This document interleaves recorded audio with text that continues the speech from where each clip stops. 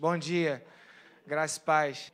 Abra sua Bíblia no livro de 1 Reis, no capítulo 19, versículo 1 até o verso 9.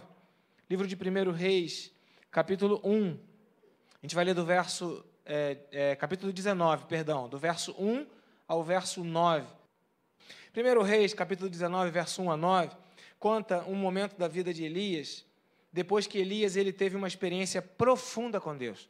Ele teve um desafio diante dos profetas de Baal, que eram os inimigos de Deus, ou uma seita, ou uma religião, ou uma fé que era afastada de Deus, e se acreditava no poder de um outro Deus, que não o Deus de Elias, e houve ali um desafio de uma manifestação visível, clara e concreta do poder de quem seria o Deus. E lá subiram para um monte, e houve toda aquela história onde os 400 profetas de Baal, eles clamavam para que o seu Deus, no caso Baal, respondesse e nada aconteceu. E Elias sozinho enfrentou todos aqueles outros 400 profetas e ele prevaleceu. E o Deus de Elias, o Deus de Israel, o nosso Deus, respondeu dos céus e houve uma manifestação poderosa de quem era Deus na vida de Elias. E Elias, então, ele ficou empolgado com essa manifestação poderosa, e ele, então, se revestiu de autoridade, de poder e de certeza de que Deus estava com ele. E o contexto dessa história de 1 Reis 19 ainda é quando havia uma fome naquela terra. Havia seca, era um povo que vivia da agricultura, vivia de recursos naturais, não tinha supermercado, não tinha Light, nem supermercado. Então, eles não poderiam ir às compras, passar o cartão de crédito, enfim, não poderiam fazer um lanche em alguma lanchonete. Eles viviam daquilo que plantavam e havia uma seca tremenda.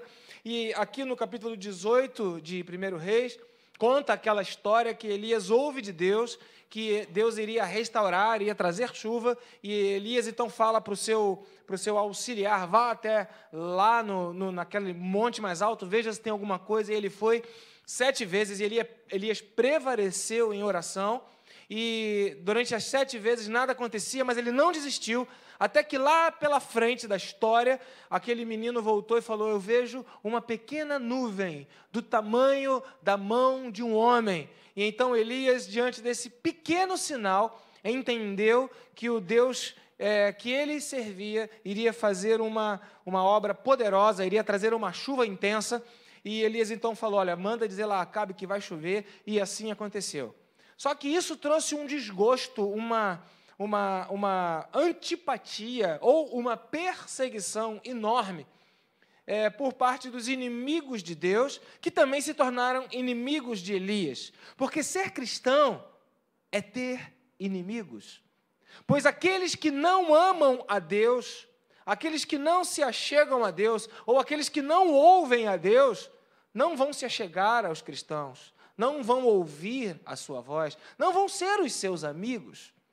E Elias, então, ele prevaleceu diante dos outros 400 profetas de Baal, prevaleceu diante do próprio rei Acabe, daquela situação que vivia em toda a terra, e ele acreditou em Deus, mas teve uma coisa que pegou Elias, teve uma situação que pegou ele de jeito, e é isso que a gente vai ler. Diz assim, 1 Reis, capítulo 19, verso 1, NVI, muito bem. Diz assim, ora, Acabe contou a Jezabel tudo o que Elias tinha feito e como a havia matado todos aqueles profetas, os 400 profetas de Baal, à espada.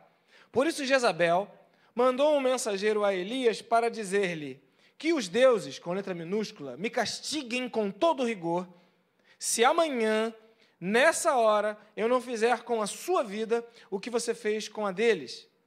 Verso 3, Elias teve medo e fugiu para salvar a sua vida. Em Berseba, ou Beersheba, de Judá, ele deixou o seu servo e entrou no deserto, caminhando um dia. Chegou a um pé de giesta, que era uma pequena árvore, sentou-se debaixo dele e orou, pedindo a morte. Qual foi a oração de Elias? Já te viu bastante, Senhor. Tira a minha vida, eu não sou melhor do que os meus antepassados, sou melhor do que ninguém. Quero morrer, me mata. Verso 5, depois se deitou debaixo daquela árvore que ele tinha se assentado, se deitou ali e dormiu. De repente, um anjo tocou nele e disse: levanta-se e coma. Elias olhou ao redor, e ali junto à sua cabeça havia um pão assado sobre brasas quentes e um jarro de água. Ele comeu, bebeu, mas ele não ficou de pé, ele deitou-se de novo. Verso 7, o anjo do Senhor insistiu, voltou, tocou nele e disse: levanta-se e coma, pois a sua viagem será muito longa. Verso 8, então ele se levantou, comeu e bebeu. E agora, fortalecido com aquela comida, viajou 40 dias e 40 noites até chegar a um lugar chamado Horebe, o monte de Deus. Ali entrou numa caverna e passou a noite. E a palavra do Senhor veio até ele e lhe disse: o que você está fazendo aqui, Elias? O que você veio fazer aqui nesse lugar? Não era aqui que eu queria que você estivesse. O que você está fazendo aqui nessa região, nesse lugar, nessa caverna? Né? O que você está fazendo aqui? Então, veja, essa passagem, ela conta para a gente um momento de fragilidade de uma pessoa que veio tendo experiências contínuas e poderosas com Deus, veio tendo revelação de quem era Deus, de como Deus agia, de como Deus era mais forte do que os outros deuses, mais poderoso do que outros deuses, de como Deus ele era capaz de ouvir as orações se houvesse uma perseverança. E então ele orou para que viesse a chuva não vinha, 1, 2, 3, 4, 5, 6 e 7, que é um número que na Bíblia tenta nos explicar algo que é completo, algo que tem o tempo necessário, vamos dizer assim. Por isso que se fala que ele orou 7 vezes, ele orou o tempo que foi necessário, né? Até que o menino falou: tem uma pequena nuvem. Então, Elias tinha essa experiência de que Deus era Deus. Elias ouviu a voz de Deus. Elias teve uma experiência real e poderosa com Deus. Mas isso não lhe deu garantias de uma continuidade no seu relacionamento de fé. Chegou uma hora que ele caiu, ele tropeçou, que ele vacilou. Então, veja, o inimigo, ele vai diversas vezes e de diversas maneiras, insistentemente, tentar roubar de você aquilo que é a chave que muda a história da sua vida. Aquilo que é a chave que abre as portas, as janelas dos céus, aquilo que é o que move a sua vida numa direção para a vida eterna e para glorificar a Deus. O inimigo vai tentar roubar a sua fé. A maior luta do inimigo, de Satanás, é tentar tirar a sua fé. Nessa manhã eu quero falar sobre essa dificuldade que nós temos de entender o quanto nossa fé, ela é bombardeada, o quanto a nossa fé, ela é desafiada. E ao mesmo tempo que a nossa fé é bombardeada, ao mesmo tempo que a nossa fé é desafiada, a nossa fé, ela não pode ser estanque. Ela não pode ter acontecido no momento anterior, porque a fé que eu tive no passado serviu para a experiência que eu precisava ter no passado. Mas a fé que eu preciso ter agora é a fé que vai me levar para ter uma experiência para o momento que eu estou vivendo agora. Muito bem explicado pela Cíntia, a ideia de lâmpada para os meus pés é a tua palavra, falando sobre o limite da luminosidade que era viável, que era possível com aquela pequena lamparina. As lamparinas eram pequenas, muito pequenas, feitas de barro, e colocava-se óleo dentro e um pavio. E aquilo iluminava talvez um ângulo ali, um círculo ali, uma circunferência de 80 centímetros, 90, talvez no máximo 1 metro à frente. Então, dizendo que enquanto eu estou com aquela lâmpada acesa, eu estou caminhando, mas não adianta eu querer usar aquela lâmpada para uma jornada muito longa.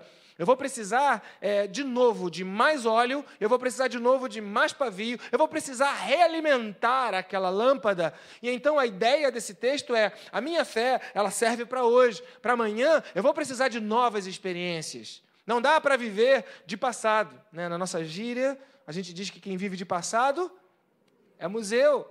Na vida com Deus, não dá para você viver daquilo que você experimentou antes. Estamos falando de Elias. um super-homem de Deus, amém? Quem não queria ter a fé de Elias? 400 profetas de Baal. 400 profetas de Baal, 450, gente pra caramba. E Elias ali sozinho. E ele peitou todo mundo e falou, gritem mais alto, talvez ele não esteja ouvindo. E os 400 desesperados, ele firme. Que experiência! Mas daqui a pouco, diante de um desafio de uma mulher, olha, eu vou te matar. Ele fraqueja, ele cai, ele abre mão, ele volta atrás. Então veja, a nossa fé, ela é uma experiência que demanda ou que requer de nós realimentação, reaproximação. Ou seja, uma retroalimentação de fé. Você não vai conseguir viver com a fé que você teve no passado. E aí parece que Elias ele chega a um momento que ele fala, bom, eu tive fé com os 400 profetas de Baal, e na cabeça de Elias, ele tinha ali um banco de fé e tinha um extrato de lançamentos. A gente, às vezes, trata nosso relacionamento com Deus assim, né? Como uma conta corrente, que você pega o extrato e vê lá depósitos e contas e cheques. E se você for fazer assim, né? Se você for lidar com a sua fé como você lida com o extrato bancário, você sempre vai estar no saldo devedor, né? Então não adianta você querer lidar com a fé assim, mas Elias parece que tinha essa percepção de fé. Então ele fala, eu tive com os 400 profetas de Baal, dei conta, tchá. A primeira faz tchum.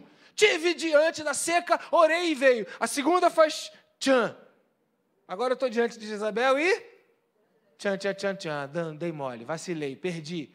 Ele abriu mão, ele não deu conta. Por quê? Ele imaginava que a fé dele, ela foi se desgastando, ela foi acabando. E no verso de número 4, Elias vira para Deus, entrando nesse deserto, sozinho, sentou-se debaixo de uma pequena árvore, não muito grande, aquela árvore de deserto, sentou ali e falou, chega, não dá mais, não aguento, não consigo, acabou, eu não creio, abro mão da fé, eu não suporto mais. E parece que nós, anos e anos depois, não mudamos a perspectiva de um relacionamento com Deus diante daquilo que aconteceu com Elias, sei lá, há 3.000 anos atrás, aproximadamente. Porque nós nos relacionamos com Deus e, às vezes, parece que a gente entende que a nossa caminhada com Deus, ela é uma caminhada estanque. Ou seja, eu já conheço tudo. Viram o testemunho? E ali eu falando, nasci em berço cristão e achava que tinha um monte de experiência. Mas quando ela leu a palavra de novo, aquilo que ela não sabia lhe foi revelado. Então veja, às vezes a gente acha, que é o que ficou implícito aqui, que a gente já sabe tudo, que a gente já conhece tudo, que a gente já tem tudo. Tamanha foi a surpresa da Lil, a ponto dela testemunhar, quando ela descobriu que quando ela leu de novo, coisas novas se revelaram para ela. Então, às vezes, a gente acha que já sabe de tudo, já tem tudo, já conhece tudo, já domina tudo, mas vem uma experiência, vem uma situação que nos pega de jeito. E aí a gente fala, não aguento mais.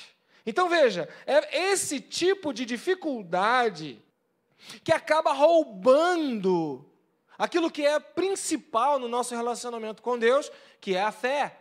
A fé não é coerente, a fé não é lógica, a fé não tem como raciocinar, a fé não tem como entender. A fé simplesmente é uma convicção que nasce no coração e é improvável. Ela lhe faz correr riscos, ela lhe faz ficar até certo ponto inseguro e em dúvida, mas aí a coisa acontece. Isso é fé.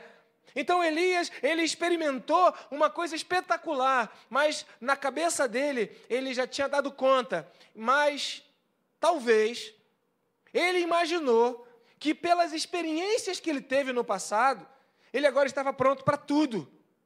E quando ele viveu uma experiência pequenininha com Jezabel, uma mulher ameaçando ele, né? Uma mulher ameaçando, diante de 450 homens profetas, uma mulher, é muito menos, gente, muito menor. Ele agora cai e fala, não aguento mais. Isso mostra, então, que na nossa caminhada com Deus, não dá para você falar, eu sei tudo, eu tenho tudo, eu já consigo tudo. Por isso, há sim, nesta igreja, nesse ministério, pelo menos aqui, uma motivação ou uma iniciativa de falar para você: não falte à igreja, venha à igreja, esteja na igreja. E talvez por isso, um dos maiores movimentos que acontecem no meio cristão, no meio de crentes, é: eu não preciso mais da igreja. Igreja para quê? Acordar de manhã cedo, tomar um banho ou não, ir para a caminhada, ou pegar um carro, ou pegar um ônibus, chega lá, vão me olhar, vão me falar, o som vai estar alto, vai estar calor, vai estar quente, o louvor grita, né? Gente esquisita, gente diferente, né? Eu vou para a igreja coisa nenhuma, só tem louco. Queridos, você precisa da igreja. É na igreja que você vai retroalimentar a sua fé para que você possa continuar dando os seus passos na luz da palavra que vai se revelando à medida que você vai fortalecendo a sua fé. Elias parece que tinha se esquecido disso e ele agora abre mão de tudo. E aí Deus, ele fala o seguinte: olha, de todo Elias você não está errado não. Existe uma porção de fé que ela dura um tempo. Só que ela não é para sempre. A porção de fé, ou a experiência que você teve, ela vai te levar durante um período. Então, o que o Senhor faz? Mostra isso claramente para Elias, verso 5. Né? Ele foi acordado, dormiu, estava lá na depressão dele, na tristeza dele, na solidão dele, na vitimização dele. Deus não me ama, Deus me deixou sozinho, eu não mereço isso. Aí dormiu. Aí o anjo tocou nele, acordou: levanta e come. Aí ele comeu. Com certeza havia uma expectativa de Deus de que ele se levantasse, mas ele voltou para dormir. Malcriação. Fez malcriação. Já viram aquela coisa? Acorda, meu filho, está na hora de ir para a escola. Aí toma teu café. Aí você toma o café, volta para a cama e dorme. Filho fazendo malcriação. Foi o que Elias fez. Mas o anjo foi paciente. Deus foi paciente com ele. Acordou de novo. Quer comer mais? Come mais. Deixou ele dormir. Teve paciência. E acordou. Levanta. Agora olha só, olha o que diz o texto aqui, no versículo de número 8. 7, versículo de número 7. O anjo do Senhor voltou outra vez, tocou nele e disse: levanta-te e come, pois a sua viagem será muito longa. E o verso 8, então ele se levantou, comeu e bebeu, fortalecido com aquela comida.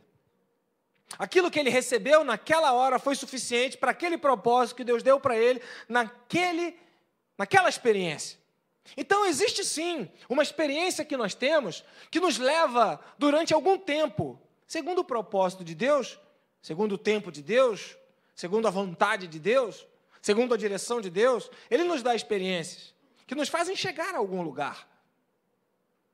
Você vai comer essa comida e ela é importante para você. Você vai ter essa experiência, é importante para você. Você vai ter esse relacionamento com o sobrenatural, é importante para você. Vai durar um tempo.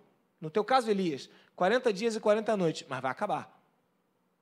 E você precisa de mais. Então veja, parece que dentro do caráter de Deus, o que ele quis dizer para nós?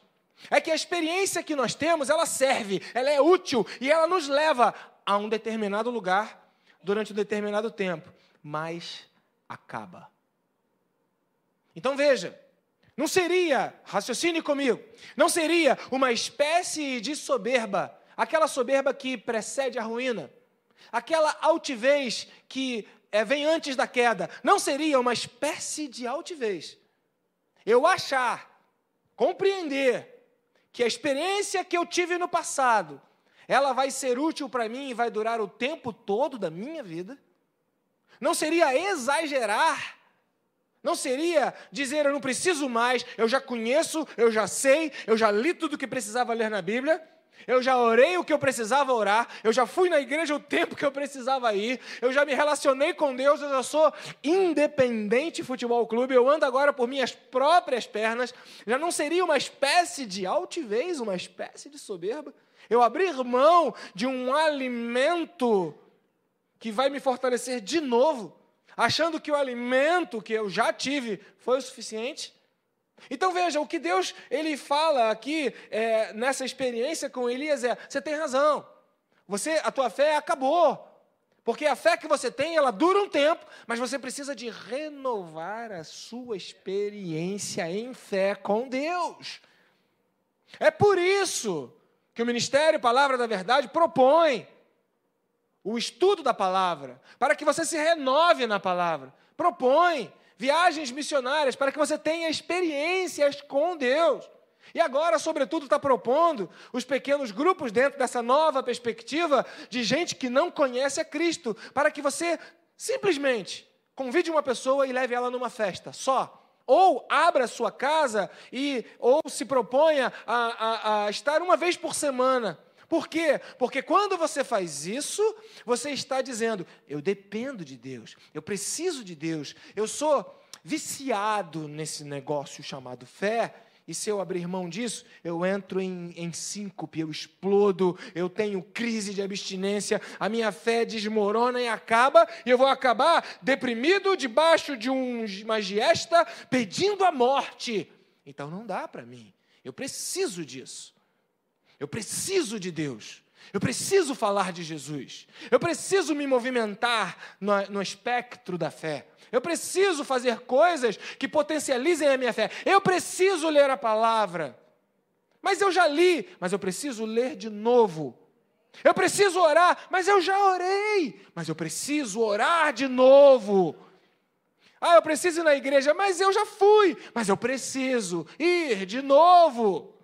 Porque esse tipo de movimento, ele nos coloca dentro do prazo, do tempo, do limite, apropriado para continuarmos a nossa caminhada de fé, sem abrir mão daquilo que é o mais precioso e que Deus semeou em nossos corações, que é a fé, que é acreditar que Jesus Cristo veio em carne, Jesus Cristo morreu, Jesus Cristo ressuscitou e Jesus Cristo voltará para nos levar para a vida eterna. Ele é o Messias, Ele é o Filho de Deus. Então, diante disso, diante de toda a experiência que Elias teve, em algum momento esse texto mostra que ele desistiu, que ele falou, chega, basta, eu não quero mais, e foi embora, né? Elias cantou aquele corinho, vamos fugir para outro lugar. E Elias fugiu. Mas aonde ele fugiu, o anjo do Senhor foi até ele e falou, meu filho, eu tenho um negócio contigo. Meu filho, eu quero você para mim. Meu filho, eu não quero que você fique aqui, longe. E aí o que Deus faz com Elias? Dá uma experiência para ele. E Elias então vê o sobrenatural, mas ele insiste na malcriação, porque a gente é assim, né? A gente se desvia dos caminhos do Senhor, a gente se desvia dos propósitos de Deus, foge daquele que é o propósito que Deus tem para a nossa vida e começa a desejar a morte. O Senhor vem até nós, o Senhor tem misericórdia, o Senhor nos chama para a presença dEle, o Senhor se revela. Aí sabe o que a gente faz? Ao invés de se render, faz malcriação. Não vou mesmo. Não quero. E com toda a paciência de um pai amoroso, Deus nos dá de novo oportunidade. E o anjo do Senhor toca de novo em Elias e fala, dormiu, acabou a sua crise, acabou essa bobagem, acabou esse tempo de malcriação, acabou? Então come mais. Eu tenho mais alimento para você. Você precisa desse alimento. E aí, depois que Elias alimentou, aí eu acho que foi assim, Deus virou para ele, está satisfeito agora? Está satisfeito agora? Sabe o que Elias falou? Agora estou. Aí começa o puxão de orelha. Então, o que você veio fazer aqui, Elias? O que você veio fazer aqui? Não era isso que eu queria para a tua vida? Não era esse o plano que eu tinha para você? Não era desse jeito que eu queria que você concluísse a sua caminhada de fé? Não era esse os planos que estavam no meu coração em relação à sua vida? Não é esse o propósito que eu tenho para você? Então você quer que eu te sustente? Eu vou te sustentar. Você quer fazer malcriação? Eu vou ter misericórdia, eu vou ter paciência, mas eu não abro mão dos planos que eu tenho para a sua vida. Que fazes aqui, Elias? O que você faz aqui? E Elias, impactado com aquela palavra, ele ouve o que Deus está falando, verso 9 diz isso, né? O que fazes aqui? Então veja, em cima dessa experiência de Elias, que é a nossa experiência, eu quero propor para você 3 posições, e as 3 significam permanecer. A primeira está em 1 João, capítulo 2, verso 24 até o 27. 1 João, capítulo 2, verso 24 ao 27. Wilson, você pode ficar de pé e ler bem alto esse texto? 1 João, capítulo 2, verso 24 a 27.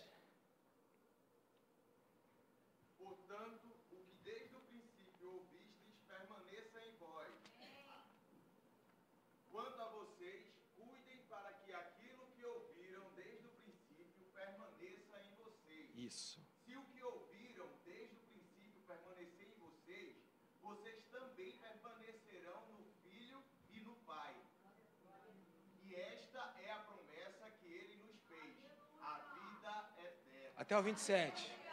Escrevo-lhes estas coisas a respeito daqueles que os querem enganar. Quanto a vocês, a unção que receberam dele permanece em vocês, e não precisam que alguém os ensine, mas, como a unção dele, recebida, que é verdadeira e não falsa, os ensina acerca de todas as coisas. Permaneçam nele, como ele os ensinou. Aleluia.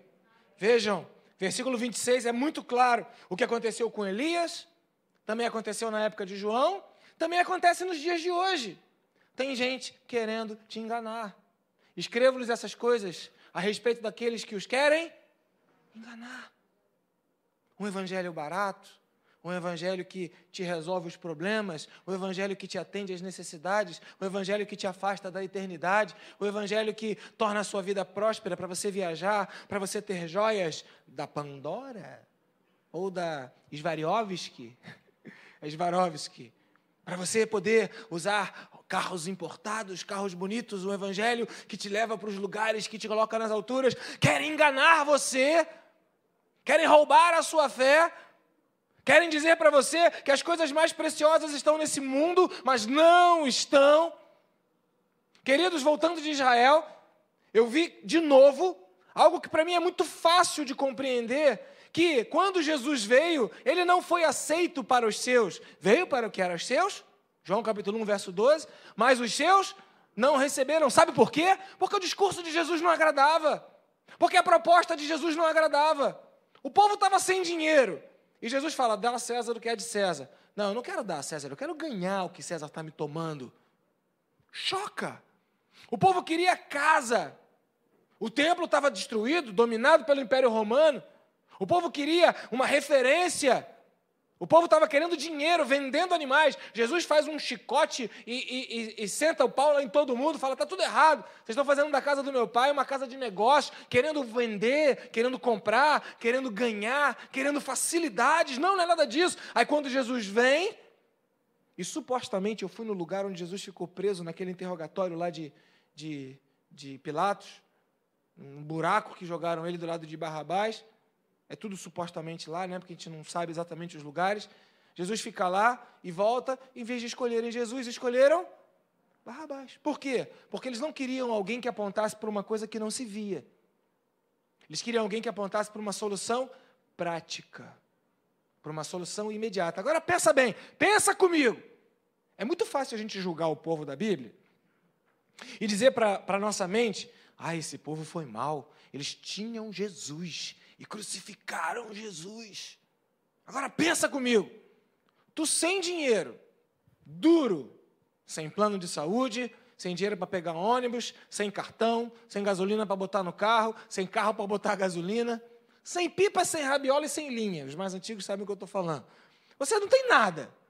Aí chega uma pessoa e fala, olha, eu tenho a solução. É? Que bom, graças a Deus. Qual é a solução? Se alguém te bater, deixa bater de novo. Hã? Como assim? Trocando em miúdos? Vai evangelizar. Aí você chega lá no local pobre, não tem água encanada. A casa não é de laje, é de madeira. A pessoa vive numa miséria.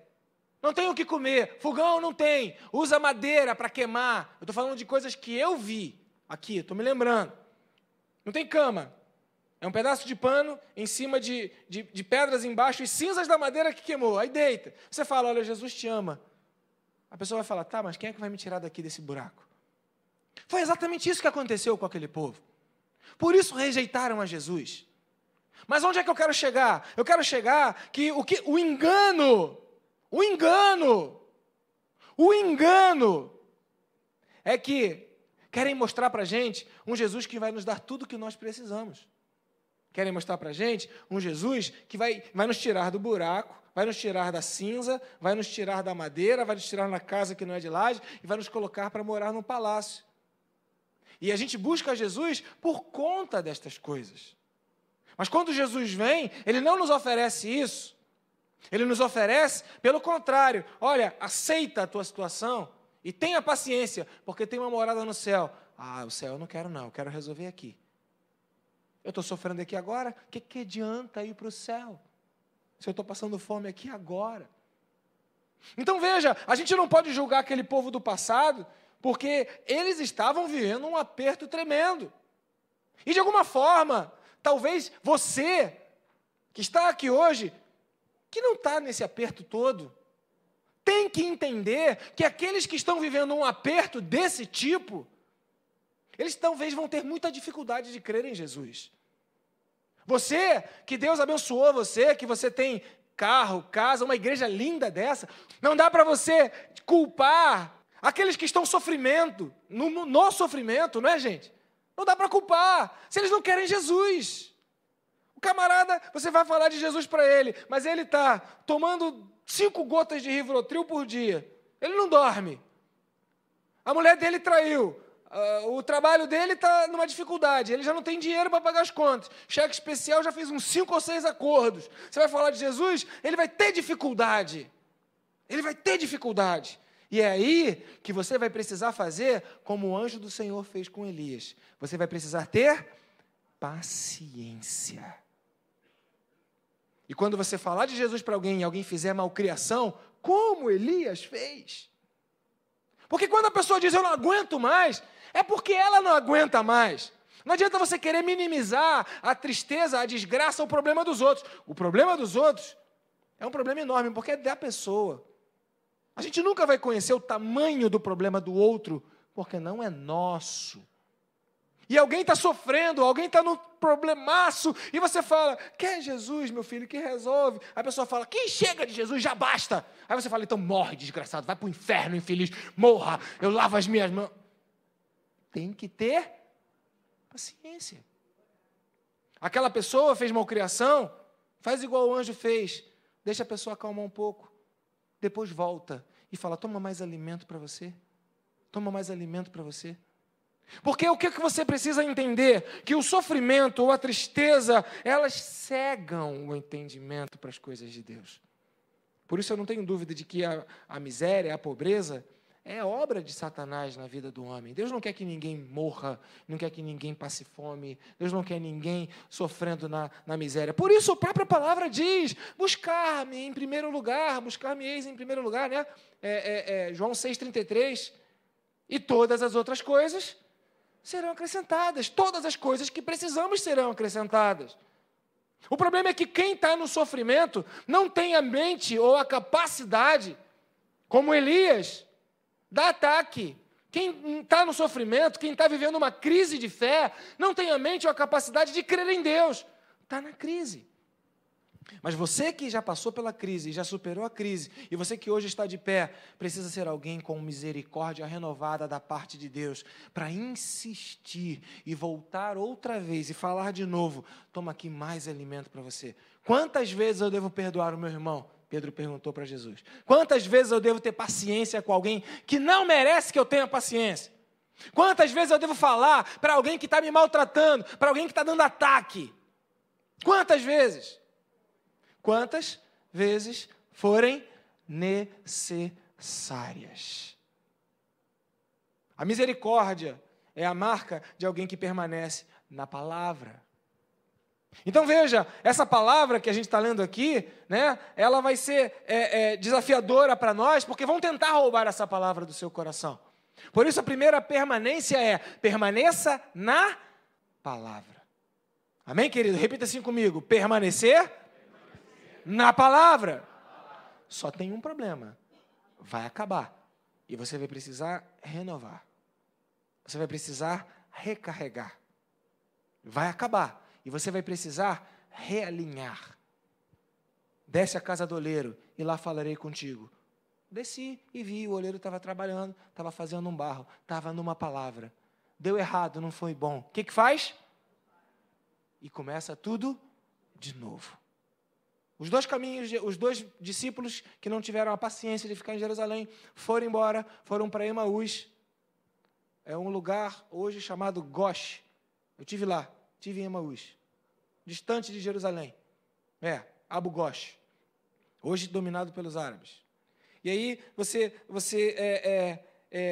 vê o que aconteceu? Jesus foi com eles no caminho. Jesus não falou, para que está tudo errado. Vocês estão indo para o lugar errado, não é para ir, é para cá. Vocês precisam se converter. Não, Jesus foi com eles no caminho errado que eles estavam indo. Jesus teve paciência com quem estava errando, com quem estava indo na direção errada, com quem estava indo na direção contrária, até que eles abriram os olhos. Permaneça na palavra que você recebeu. Saiba que ela vai acabar e que você vai precisar renovar a sua experiência com Deus. Mas permaneça na palavra. E se alguém não está permanecendo nela, tenha paciência. Segundo ponto, permaneça na fé. Eu gostei tanto que eu vou repetir, por favor, Wilson. Atos, capítulo 14, versículo 22. Lê para mim, por favor, fica de pé e lê bem alto. Atos 14, 22. Fortalecendo os discípulos e encorajando-os, e permanecer na fé, dizendo, é necessário que passemos por muitas tribulações, para entrarmos no reino de Deus. Isso. Quando aqui nessa igreja você vê a pregação de que você vai ter tribulação, de que no mundo tereis aflições, de que você vai ter lutas, o que está sendo colocado aqui para você aqui nessa igreja é um encorajamento a você permanecer na fé. Não entenda como uma palavra dura. Não entenda como uma palavra de desânimo. Então eu vou para a igreja ali, que ali todo mundo fala, você vai exercitar sua fé, você vai ganhar a fé, você vai conquistar o mundo, é só de vitória em vitória, porque isso é ilusão. Não funciona desse jeito. As coisas quebram, as doenças vêm. Mas quando eu vejo pessoas que têm doença, superam a doença, vencem as doenças e não se deixam dominar por elas, eu digo, glória ao nome do Senhor Jesus, que nos dá vitória em meio a muitas tribulações. Não é só cura, é permanecer firme, apesar de, encorajando-o a permanecer na fé. Eu não sei qual a experiência que Deus tem para você. Eu não posso mentir para você, dizendo que vai dar tudo certo na sua vida. Porque pode ser que as coisas deem errado. Mas eu encorajo a você, conforme a fé que eu tenho, eu digo, mesmo que as coisas deem errado, a história não acabou, porque o Senhor está no controle de todas as coisas. E talvez a gente não possa mudar a sua história, porque quem muda a história de vidas é Deus, não é a igreja. É o Espírito Santo, não é pastor.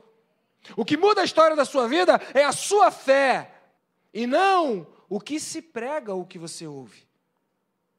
Então, o que eu posso dizer para você é que talvez aqui a gente não consiga mudar a sua vida, mas a gente anda do teu lado, juntinho, encorajando você a permanecer na fé. Segundo ponto, repita comigo, permanecer na fé. E para acabar, Wilson, lê para mim lá, Hebreus 10, 23. Hebreus 10, 23, por favor. Apeguemo-nos com firmeza à esperança que professamos, pois aquele que prometeu é fiel. Aleluia. Não desiste, querido. Se apegue com firmeza à sua esperança. A luta é porque vão querer que você abra mão de se apegar à esperança. Alguns chegam a dizer, está demorando muito. Às vezes, na sua mente, você mesmo pensa, está demorando muito. Não tem solução, não tem resposta, não tem saída, não está demorando muito. Igual o Saul fez, né? Vou dar meu jeito. Está demorando muito para eu arrumar um marido, um casamento, uma mulher. Então eu vou dar meu jeito. Está demorando muito para eu arrumar dinheiro, para eu arrumar um trabalho. Então eu vou dar um jeito. Está demorando muito para eu poder resolver o problema do meu casamento. Então eu vou dar um jeito. Está demorando muito para eu poder, de alguma maneira, conquistar, alcançar. Então eu vou dar meu jeito.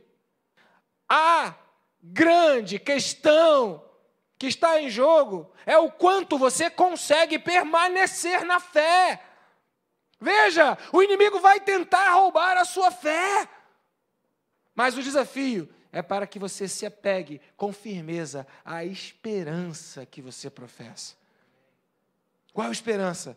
Aquela que te trouxe até aqui, aquela que fez você chegar até aqui. Essa esperança, você tem que se apegar nela. E se nada acontecer? Queridos, aquele que prometeu... É fiel! É fiel! Eu vou me apegar à esperança porque aquele que prometeu é fiel. E para concluir, Provérbios 4, 23 fala sobre todas as coisas que eu devo guardar. Guarde o teu coração. Hoje à noite eu vou falar sobre isso, sobre a proteção, sobre os muros. Fiz um passeio lá em Israel, em Jerusalém, que é andar sobre os muros. E naquela hora Deus falou muito ao meu coração. E eu vou falar sobre os muros, sobre essa coisa de proteger. Mas agora de manhã, acima de tudo, você precisa guardar o seu coração. Vão tentar roubar a sua fé. Guarde o seu coração. Vão tentar sutilmente dizer para você, não é desse jeito. A saída não é por aqui. A saída é política. Queridos, vão tentar roubar a tua fé dizendo que a saída é política. Não é. A saída está no Senhor. Vão tentar roubar o teu coração dizendo que a saída é você usar uma roupa mais provocante. Não é. A saída é esperar no Senhor. Vão dizer para você que você, se falar a verdade, não vai conseguir. Não é. Não é mentira que vai abrir portas. A sua saída está no Senhor. Guarda o teu coração. Sobre todas as coisas, guarde o seu coração. Acima de tudo, guarde o seu coração. Guarde a sua fé. Agora, se você não guardar a fé, ninguém pode guardar aquilo que é seu. Eu acho que a fé, ela é como o nosso corpo físico, sabe? Eu guardo o meu corpo, eu visto roupa. Eu estou guardando a minha intimidade. Eu não mostro a minha intimidade para qualquer um. Eu não abro a minha intimidade para todos. A minha intimidade é guardada. Não adianta eu querer pedir para outra pessoa se vestir no meu lugar, porque eu ficaria nu. Quem tem que se vestir? Sou eu. Quem guarda o meu coração? Sou eu. Não adianta alguém querer guardar o meu coração para mim. Mãe, na fé da minha mãe, mãe, resolve para mim, mãe, ora, mãe, resolve, vó, toma conta, pai, mãe, não dá, é pessoal. Não, eu vou na igreja, não, eu fui na igreja, está resolvido, a igreja resolve, o pastor resolve, não é pessoal. Guarde o seu coração, você é responsável pela sua vida, e não é uma isenção de responsabilidade da parte profética, da parte sacerdotal, da parte ministerial, não é, mas não há como você transferir a responsabilidade de guardar a sua vida para qualquer pessoa que seja. A sua vida é sua. Guarde o seu coração. Vai ter coisa que vai querer expor o seu coração, abusar do seu coração. Guarde o seu coração. E para encerrar, 1 Pedro, capítulo 1, versículo de 3 a 5. 1 Pedro, capítulo 1, versículo de 3 a 5, diz assim: Bendito seja o Deus e Pai de nosso Senhor Jesus Cristo, conforme a sua grande misericórdia, Ele nos gerou de novo, ou regenerou, para uma esperança viva, por meio da ressurreição de Jesus Cristo dentre os mortos, para uma herança que jamais poderá perecer, macular-se ou perder o seu valor. Herança guardada nos céus. Para quem? Para quem? Para mim. Diga assim, para mim. Herança guardada no céu para mim, que, mediante a fé, sou protegido pelo poder de Deus, até chegar à salvação, prestes a ser revelada no último tempo. Deus não falha com a sua aliança. A herança está guardada para você. Mediante a fé, tome posse daquilo que Deus lhe deu. Mediante a fé, sinta-se protegido pelo poder de Deus até chegar o dia da sua salvação. Sobre tudo que tem que guardar, guarda o teu coração. Permaneça na palavra, permaneça na fé. E o terceiro ponto, permaneça na esperança. Repita comigo, permanecer na esperança. São 3 permanências que fazem parte da sua luta em favor da sua fé. Os inimigos de Elias, os inimigos de Deus, são os seus inimigos e ainda existem até o dia de hoje. Permaneça na palavra, permaneça na fé, permaneça na esperança.